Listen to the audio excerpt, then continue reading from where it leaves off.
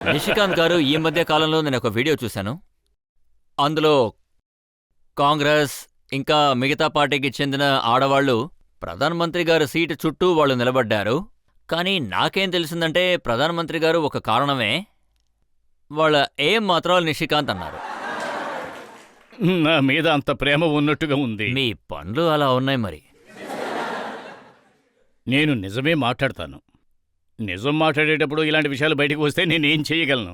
మగవాళ్ళు ఆడవాళ్ళు టెన్షన్ అయిపోతారు. దానికి నేనేం చేయగలను? మీరు నిప్పంటించే పని చేస్తున్నారు.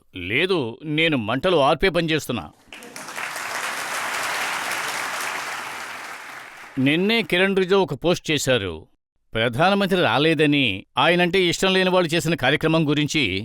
నేను కూడా అనుకోకుండా అక్కడ ఒక ఫ్రేమ్లో కనిపించాను.